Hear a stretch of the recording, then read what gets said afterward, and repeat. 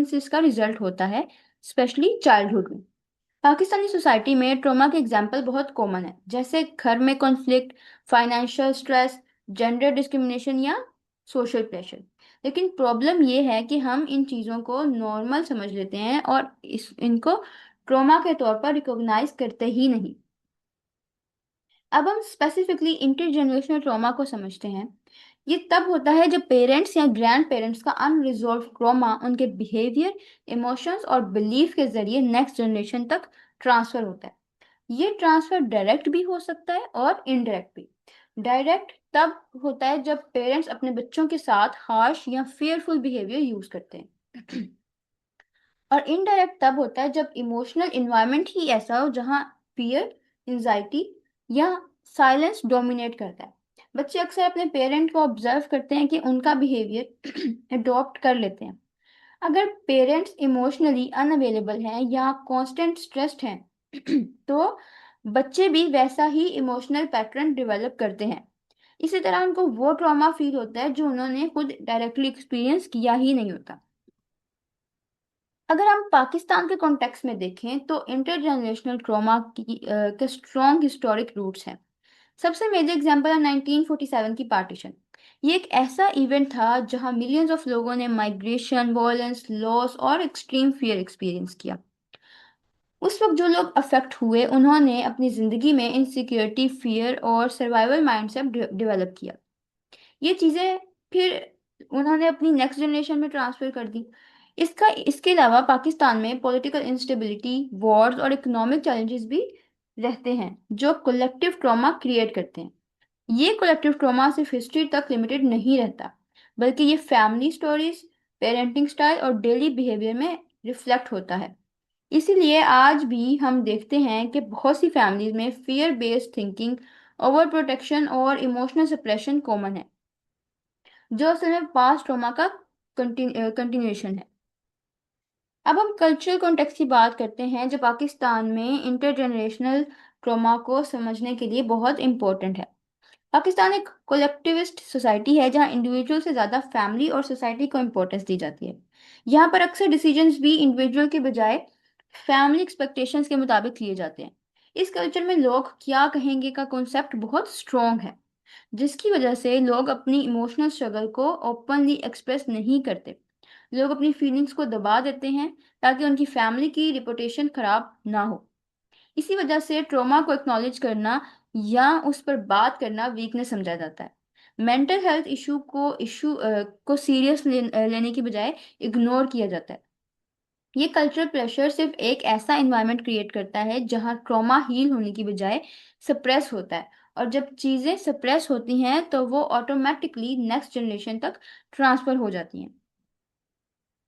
अब अगर हम फैमिली सिस्टम की बात करें तो पाकिस्तान में जॉइंट फैमिली सिस्टम काफी कॉमन है, जो अपने साथ कुछ पॉजिटिव और कुछ नेगेटिव एस्पेक्ट्स लाता है। इस सिस्टम में एक हायरार्किकल स्ट्रक्चर होता है जहां एल्डर्स अथॉरिटी होल्ड करते हैं और उनकी बात को चैलेंज करना अक्सर डिसरिस्पेक्ट समझा जाता है। इसी वजह से बच्चे अपनी फीलिंग्स ओपनली एक्सप्रेस नहीं करते। उनको सिखाया जाता है कि वो सिर्फ ओबे करेंगे, क्वेश्चन नहीं करेंगे। पेरेंटिंग स्टाइल भी अक्सर कंट्रोल और डिसिप्लिन पर बेस होते हैं, ना कि इमोशनल अंडरस्टैंडिंग पर। इमोशनल वैलिडेशन, जैसे कि किसी बच्चे की फीलिंग्स को समझना और एक्सेप्ट करना, ये चीज़ बहुत कम देखने को मिलती है। अगर पेरेंट्स खुद इमोशनली निग्लेक्टेड या ट्रॉमेटाइज्ड हैं तो वो अननोइंगली अपने बच्चे के साथ भी वैसा ही बिहेव करते हैं। इस तरह फैमिली सिस्टम खुद एक मीडियम बन जाता है जहां ट्रॉमा साइलेंटली पास होता रहता है। अब सवाल ये है कि ट्रॉमा एक्चुअली ट्रांसफर होता कैसे। सबसे पहला मैकेनिज्म है बिहेवियरल मॉडलिंग। बच्चे अपने पेरेंट्स को ऑब्जर्व करते हैं और उनका बिहेवियर कॉपी करते हैं। अगर पेरेंट्स अग्रेसिव हैं या इमोशनली डिस्टेंट हैं तो बच्चे भी वैसे ही पैटर्न्स डेवलप करते हैं। दूसरा मैकेनिज्म है attachment style.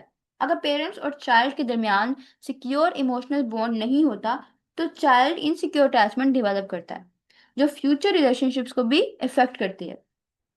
Third important factor है कम्युनिकेशन पैटर्न।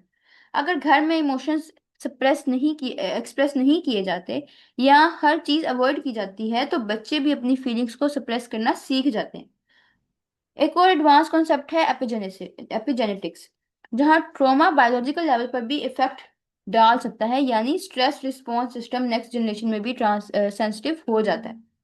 ये सब मैकेनिज्म मिलकर ट्रॉमा को एक जनरेशन से दूसरी जनरेशन तक ट्रांसफर करते हैं। अब स्पेसिफिकली पेरेंटिंग पैटर्न्स की बात करते हैं, जो इंटरजेनरेशनल ट्रॉमा का सबसे स्ट्रॉन्ग मीडियम होता है। पाकिस्तान में अक्सर अथॉरिटेरियन पेरेंटिंग स्टाइल देखा जाता है, जहाँ पेरेंट्स स्ट्रिक्ट होते हैं, रूल्स ज्यादा होते हैं और इमोशनल कनेक्शन कम होता है। इस टाइप के पेरेंटिंग में बच्चों को कंट्रोल किया जाता है, उनकी फीलिंग्स को इग्नोर किया जाता है और डिसिप्लिन को प्रायोरिटी दी जाती है। अक्सर पेरेंट्स अपने अनरिजॉल्व फियर और इनसिक्योरिटी को भी बच्चों पर प्रोजेक्ट कर देते हैं। मिसाल के तौर पर, अगर पेरेंट्स ने अपनी लाइफ में इनसिक्योरिटी फील की हो, तो वो अपने बच्चे को ओवर प्रोटेक्ट करना स्टार्ट कर देते हैं। या अगर किसी ने हार्श अपब्रिंगिंग एक्सपीरियंस की हो, तो वो सेम हार्शनेस अपने बच्चे के साथ रिपीट करता है, क्योंकि उनके लिए वही नॉर्मल होता है। इस तरह पेरेंटिंग स्टाइल एक ऐसा साइकिल बना देता है और बन जाता है जहाँ ट्रॉमा अननोइंगली रिपीट होता रहता है। अब अब जेंडर रोल्स भी इंटरजेनरेशनल ट्रॉमा में बहुत इंपॉर्टेंट रोल प्ले करते हैं, स्पेशली पाकिस्तानी सोसाइटी में। वुमेन के लिए अक्सर एक्सपेक्टेशंस होती हैं कि वो सेक्रीफाइस करें, एडजस्ट करें और अपनी फीलिंग्स को सप्रेस करें। उनको इमोशनल बर्डन उठाना पड़ता है, लेकिन उनको एक्सप्रेस करने की फ्रीडम कम होती है। दूसरी तरफ मेन को सिखाया जाता है कि वो स्ट्रॉन्ग रहें, इमोशंस शो ना करें और वर्नरेबिलिटी को वीकनेस समझे। मर्द को दर्द नहीं होता जैसी सोच उनको इमोशनली सप्रेस कर देती है। ये दोनों एक्सट्रीम्स अनहेल्दी हैं। वुमेन इंटरनलाइज कर लेती हैं ट्रॉमा को, जबकि मेन उसे सप्रेस करते हैं या कभी कभी अग्रेशन के थ्रू एक्सप्रेस करते हैं। रिजल्ट क्या होता है? रिजल्ट ये होता है कि दोनों जेंडर्स अपने ट्रॉमा को प्रॉपरली प्रोसेस नहीं कर पाते और फिर ये अनरिजॉल्व ट्रॉमा नेक्स्ट जनरेशन तक ट्रांसफर हो जाता है। अब हम बात करते हैं साइलेंस की, जब पाकिस्तानी फैमिलीज में शायद सबसे पावरफुल और डेंजरस फैक्टर है। हमारी सोसाइटी में अक्सर ये सिखाया जाता है कि मुश्किल चीज़ों पर बात ना करो या बस इग्नोर करो, ये सब्र करो। इमोशनल पेन को ओपनली डिस्कस करना वीकनेस समझा जाता है। घरों में अगर कोई ट्रॉमा हो भी, जैसे अब्यूज, लॉस या सवेयर कॉन्फ्लिक्ट, तो उस पर साइलेंस रख ली जाती है। बच्चों को कभी एक्सप्लेन नहीं किया जाता कि क्या हुआ, बस उनको कहा जाता है कि ये बात किसी को नहीं बतानी। साइकोलॉजिकली जब ट्रॉमा को वर्बलाइज नहीं किया जाता, तो वो प्रोसेस नहीं होता, वो अंदर ही अंदर रहता है और एंजाइटी, कंफ्यूजन और फियर की फॉर्म में डिवेलप होता रहता है। अगर हम एक एग्जाम्पल देखें, तो एक बच्चा जिसने घर में पेरेंट्स के कांस्टेंट फाइट्स देखी हैं, लेकिन कभी उस पर बात नहीं हुई, वो इंटरनली ये बिलीव कर लेता है कि रिलेशनशिप्स अनसेफ होते हैं। जब वो बड़ा होता है, तो या तो वो रिलेशनशिप्स अवॉइड करता है या फिर टॉक्सिक पैटर्न्स रिपीट करता है। इस तरह साइलेंस सिर्फ एक रिएक्शन नहीं, बल्कि ट्रॉमा को नेक्स्ट जनरेशन तक ट्रांसफर करने का स्ट्रॉन्ग टूल बन जाता है। अब देखते हैं कि इसका डायरेक्ट साइकोलॉजिकल इम्पैक्ट बच्चों पर क्या होता है। जब बच्चा एक ऐसे इन्वायरमेंट में ग्रो करता है जहाँ स्ट्रेस, फियर या इमोशनल निग्लेक्ट हो, तो उसका ब्रेन और पर्सनैलिटी उसी इन्वायरमेंट के मुताबिक शेप होती है।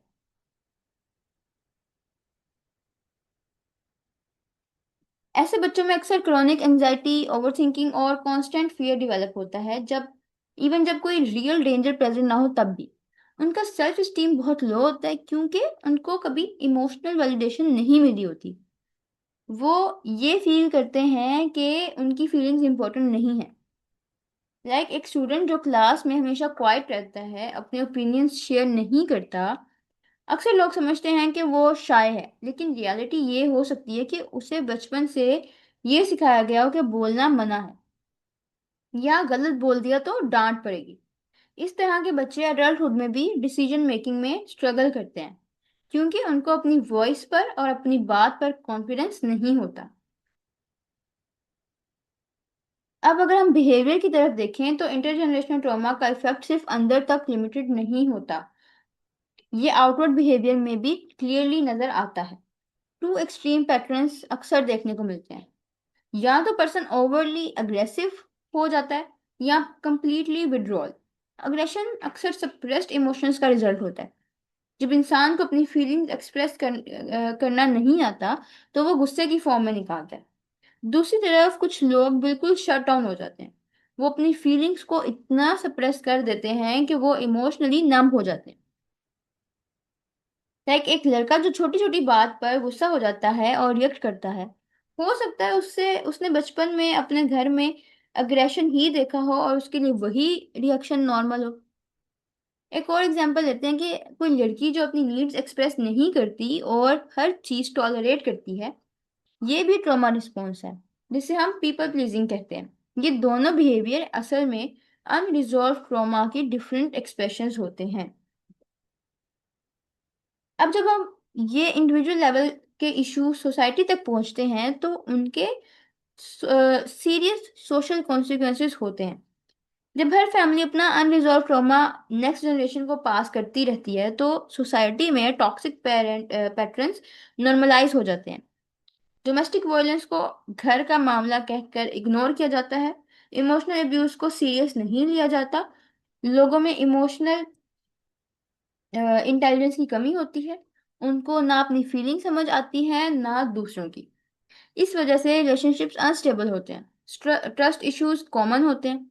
लाइक शादी के बाद जब कपल अपने ट्रोमेटिक बैकग्राउंड के साथ रिलेशनशिप में आते हैं तो उनको कॉन्फ्लिक्ट्स एस्केलेट हो जाते हैं क्योंकि दोनों के पास हेल्दी कम्युनिकेशन स्किल्स नहीं होती।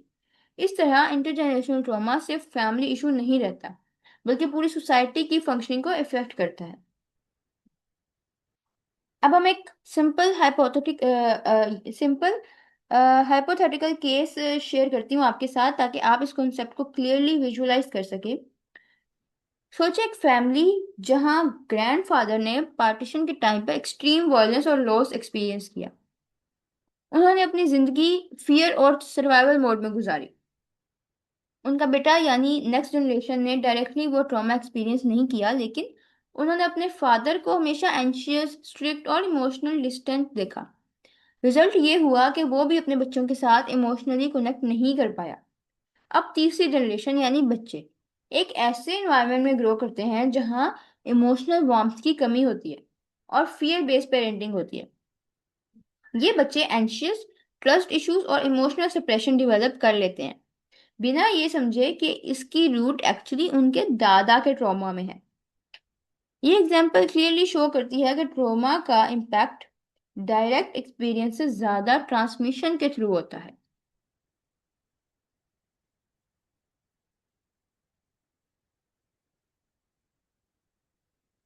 अब हम एक एडवांस्ड और रिसर्च बेस्ड कॉन्सेप्ट की तरफ आते हैं।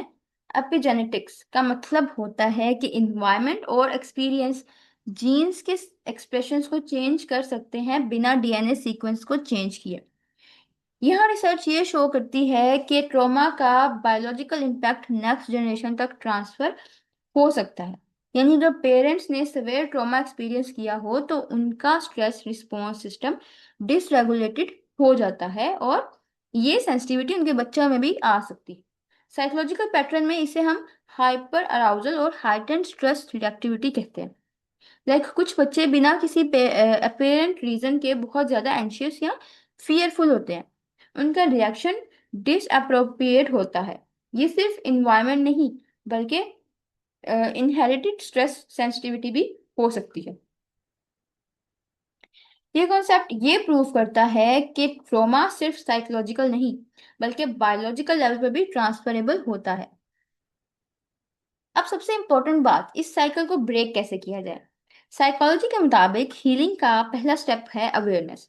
जब तक इंसान ये रियलाइज नहीं करता कि उसका बिहेवियर ट्रॉमा ड्रिवन है, तब तक चेंजेस पॉसिबल नहीं। दूसरा स्टेप है इमोशनल प्रोसेसिंग, जहां इंसान अपनी सप्रेस्ड फीलिंग को आइडेंटिफाई और एक्सप्रेस करता है। यहाँ पर हम इंसाइट ओरिएंटेड थेरेपी और ट्रॉमा प्रोसेसिंग टेक्निक का कॉन्सेप्ट यूज करते हैं। लाइक एक पेरेंट जो रियलाइज करता है कि वो अननेसेसरीली अपने बच्चे पर स्ट्रिक्ट है क्योंकि उससे खुद चाइल्डहुड में हार्श ट्रीटमेंट मिला था। जब वो कॉन्शियसली अपने बिहेवियर चेंज करता है तो वो साइकिल ब्रेक हो जाती है। इसे साइकोलॉजी में कहा जाता है कोलेक्टिव इमोशनल एक्सपीरियंस भी कहा जाता है, जहां इंसान अपने पास्ट को ऑपोजिट हेल्दी रिस्पॉन्स से डेवलप करता है। अब थेरेपी के रोल की बात करते हैं, जो इंटरजेनरेशन ट्रॉमा को एड्रेस करने का सबसे इफेक्टिव साइंटिफिक अप्रोच है। डिफरेंट थेरेपीज इस कॉन्टेक्स्ट में यूज होती हैं। सबसे कॉमन है कॉग्निटिव बिहेवियरल थेरेपी, सीबीटी, जो नेगेटिव थॉट पैटर्न को आइडेंटिफाई और रीस्ट्रक्चर करती है। फिर आती है ट्रॉमा फोकस सीबीटी, जो स्पेसिफिकली ट्रॉमा रिलेटेड सिम्टम्स पर फोकस करती है।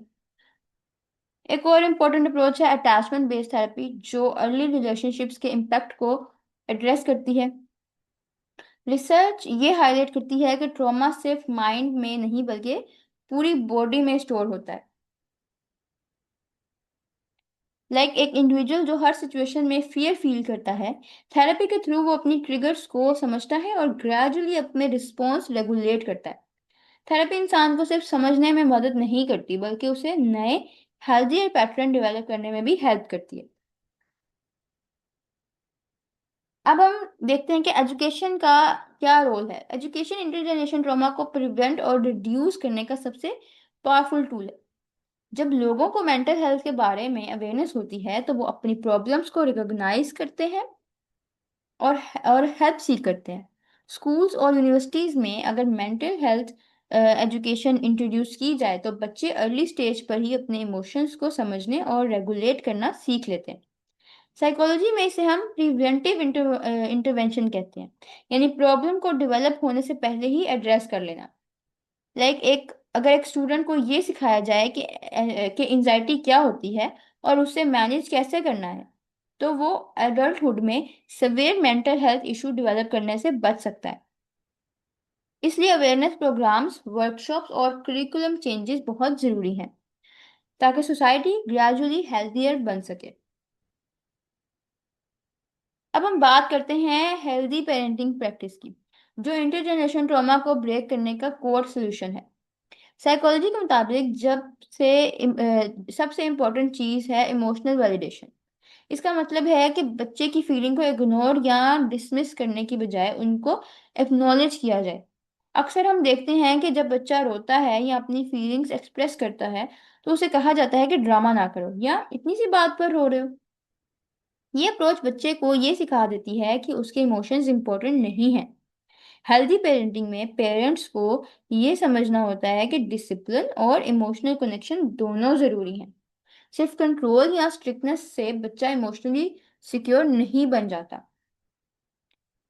अगर एक बच्चा स्कूल से अपसेट आ रहा है तो उसे डांटने की बजाय अगर पेरेंट उससे पूछें कि क्या हुआ और और उनकी बात कामली सुने तो बच्चा अपने इमोशंस को एक्सप्रेस करना सीखता है।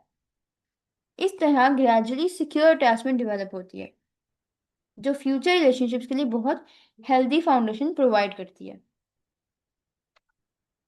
अब सिर्फ इंडिविजुअल या फैमिली लेवल पर काम करना काफी नहीं, हमें सोसाइटी लेवल पर भी चेंज लाना होगा। पाकिस्तान में मेंटल हेल्थ अभी भी टैबू है। लोग साइकोलॉजिस्ट के पास जाना वीकनेस समझते हैं, जबकि फिजिकल इलनेस के लिए डॉक्टर के पास जाना नॉर्मल है। यहाँ पर मीडिया, एजुकेशन सिस्टम और कम्युनिटी लीडर्स का रोल बहुत इंपॉर्टेंट है।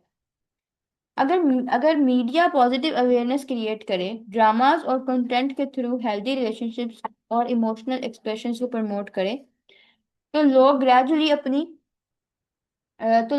अपनी सोच चेंज करते हैं।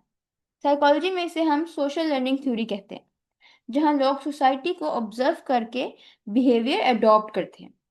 अगर एक ड्रामा में टॉक्सिक रिलेशनशिप को रोमांटिसाइज करने की बजाय उसे रियलिस्टिकली शो किया जाए तो व्यूअर्स उस बिहेवियर को क्वेश्चन करना स्टार्ट कर देते हैं। इस तरह सोसाइटल नैरेटिव चेंज करना इंटरजेनरेशनल ट्रॉमा को रिड्यूस करने में हेल्प कर सकता है। अब हम बात करते हैं चैलेंजेस इन पाकिस्तान की। ग्राउंड रियलिटी है कि पाकिस्तान में इस इशू को एड्रेस करने में काफी चैलेंजेस हैं। सबसे पहला चैलेंज है लैक ऑफ अवेयरनेस। बहुत से लोगों को ये पता ही नहीं होता कि उनका बिहेवियर ट्रॉमा ड्रिवन है। दूसरा मेजर इशू है मेंटल हेल्थ रिसोर्सेज की कमी। ट्रेन्ड साइकोलॉजिस्ट और थेरेपी सेंटर्स लिमिटेड हैं, स्पेशली रूरल एरियाज में। थर्ड फैक्टर है फाइनेंशियल बैरियर्स। थेरेपी हर किसी के लिए अफोर्डेबल नहीं होती। और सबसे बड़ा चैलेंज है कल्चरल रेजिस्टेंस।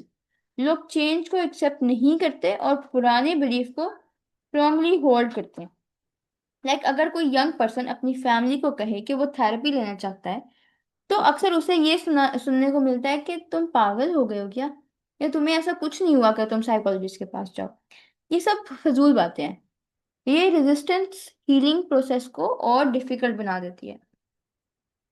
अब हम प्रैक्टिकल रिकमेंडेशंस की तरफ आते हैं। सबसे पहला, मेंटल हेल्थ को प्राइमरी हेल्थ के सिस्टम का हिस्सा बनाना जरूरी है ताकि लोगों को इजीली असेस मिल सके। दूसरा, स्कूल्स और यूनिवर्सिटीज में मेंटल हेल्थ एजुकेशन इंट्रोड्यूस करानी चाहिए ताकि बच्चे अर्ली एज से ही इमोशनल अवेयरनेस डेवलप कर सकें। तीसरा, पेरेंट्स के लिए पेरेंटिंग वर्कशॉप और ट्रेनिंग प्रोग्राम्स अरेंज करने चाहिए जहां उन्हें हेल्दी कम्युनिकेशन और इमोशनल सपोर्ट के तरीके सिखाए जाए। फोर्थ, कम्युनिटी लेवल पर सपोर्ट ग्रुप बनाए जा सकते हैं जहां लोग अपने एक्सपीरियंसेस शेयर कर सकें। और सबसे इम्पोर्टेंट, मीडिया और गवर्नमेंट को मिलकर एंटी स्टिग्मा कैंपेन चलानी चाहिए।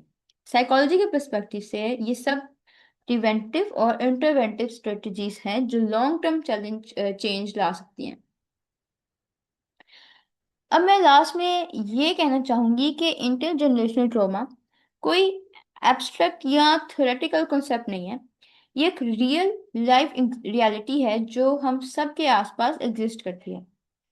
ये सिर्फ एक इंडिविजुअल का इशू नहीं बल्कि फैमिली और पूरी सोसाइटी का इशू है। और सबसे इम्पोर्टेंट बात यह है कि ये साइकिल ऑटोमेटिकली ब्रेक नहीं होती, इसलिए इसके लिए कॉन्शियस एफर्ट जरूरी होती है। हर जनरेशन के पास एक चॉइस होती है, या तो वो अपने पैटर्न्स रिपीट करे जो उसने देखे, या फिर वो कॉन्शियसली उन्हें चेंज करे। हम अपने पास्ट को चेंज नहीं कर सकते, लेकिन हम ये जरूर डिसाइड कर सकते हैं कि वो हमारे फ्यूचर को डिफाइन करेगा या नहीं। अगर हम अवेयरनेस क्रिएट करें और अपने इमोशंस को समझें और हेल्दी रिलेशनशिप्स बिल्ड करें, तो हम सिर्फ अपनी लाइफ नहीं बल्कि नेक्स्ट जनरेशन की लाइफ भी बेटर बना सकते हैं। और हीलिंग का सबसे पावरफुल स्टेप ये है कि हम वो बन जाएं जो हमें बचपन में जरूरत थी। Breaking generational trauma is not just personal healing, it's generational transformation. Thank you so much. अगर किसी का कोई क्वेश्चन है तो आप पूछ सकते हैं, और अगर किसी को भी इस सेशन के सर्टिफिकेट चाहिए तो आप हमारी टीम से कांटेक्ट कर सकते हैं। आपको सर्टिफिकेट मिल जाएगा। Thank you so much.